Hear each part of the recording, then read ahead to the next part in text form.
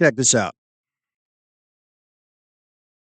And the occult entities that watch over human destiny.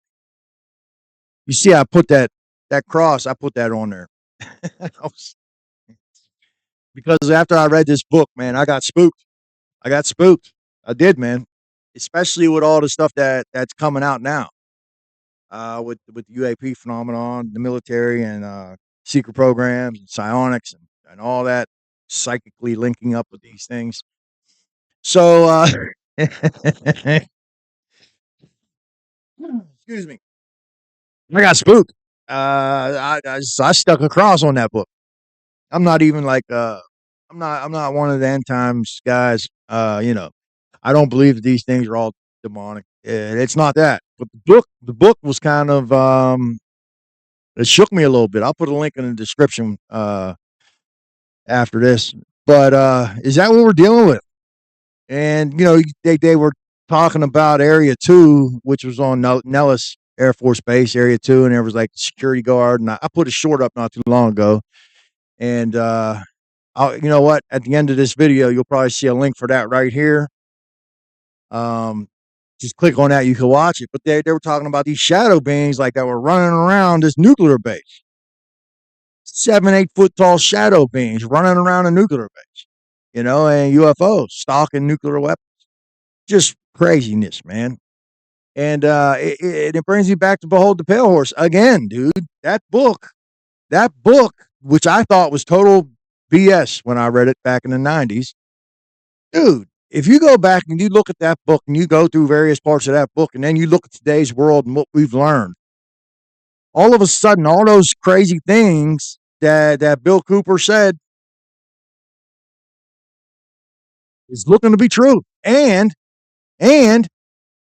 he left this world after a conflict with authorities in his driveway. I think it was like 97 or something. Is that a coincidence? I tell you, man. I tell you. You know,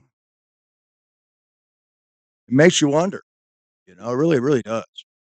And sometimes I wonder if I'm not being misled by the UAP situation because it fascinates me so much that sometimes I ask, is that a distraction so that I don't focus on the other things?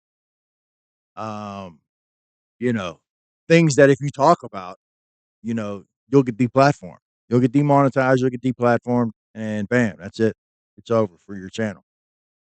Um, because I wonder, and you have to logic would make you question how come this is okay, but that's not okay. Is it because this subject is so easily ridiculed, so easily discredited that they don't worry about it?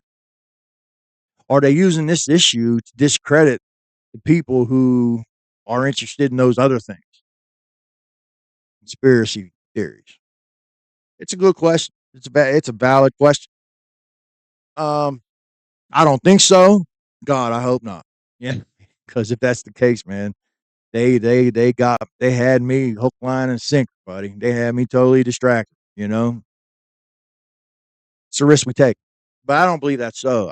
There's too much evidence, and the thing is, there's evidence now from people who I know aren't grifting. They're not making things up. They're not scamming. Uh, there's evidence that I've seen myself too. Um, but the evidence that I saw myself, in my mind, I was able to kind of explain it away, which I don't, I was thinking maybe it's like an advanced drone, things like that. But I don't believe that anymore. I'm pretty convinced that it was UAP, and I think you know um, people that I know that I trust. It's legit, man. Now, the one thing I will say is Warner von Braun, uh, or maybe they pronounce it Brown. I think it's Braun, Warner von Braun. But anyway, his secretary that worked under him for years, she came out and she had said that he told her on his deathbed that you know how the future was going to play out and how that our government was going to keep us on this fear stance, through the Cold War. Then he said it was going to be, terrorism. And then he said the last card that they were going to play was a threat from space, from ETs, and that we were going to use that, or they, the powers that be, were going to use that as um, a way to get the public to support weaponizing space, and that it was all a lie. That's what he told her. What do you think about that? It's a scary thought to think that the powers that be in look, I watched the Super Bowl. I seen the beginning, the national anthem, and it's just you get this national pride, and you want to believe, man, that we're the land of the free. You do, you want to believe that. Um, but then you start noticing these patterns, you know, and then you start wondering, like, are we truly free? And I think that's Representative Anna Paulina Luna summed it up pretty well. That when you have these secrets, and Tim Berkshire even said, whenever the government doesn't trust the public, you know, to even know basic information, you're no longer free. Whenever you can't talk about certain things on certain spaces that used to be wide open, like we're not free.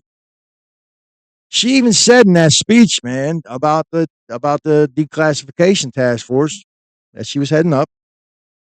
She even said that we were all sovereign beings, and I want you to understand that.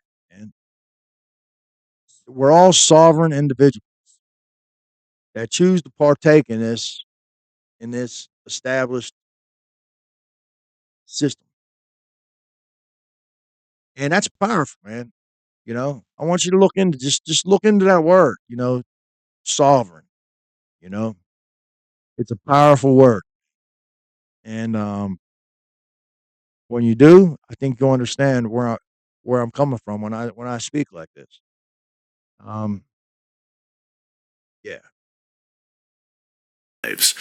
Well, to some degree, that's what a lot of people are saying Colonel Karl Nell did, the former director of the UAP task force for the Pentagon, when he stood up on stage in New York City in front of the SALT conference attendees on the 21st of May. Here's the million-dollar question. Do you believe that a higher form of non-human intelligence has visited this planet? Right.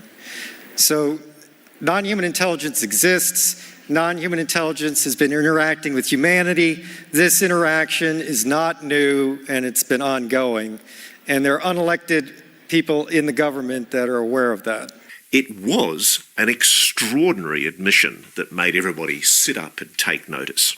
Under questioning from Alex Clokus, when Karl was asked about his views on non-human intelligence, he said, quote, "Non-human intelligence exists. Non-human intelligence has been interacting with humanity. This interaction is not new, and it's been ongoing. There are unelected people in the government that are aware of this." And then Alex asked him, "How confident are you that this is true?" Quick as a flash, he responded, "There is zero doubt." Karl, that is quite a bold statement. I'm wondering, and I'm curious, how confident are you that that is true?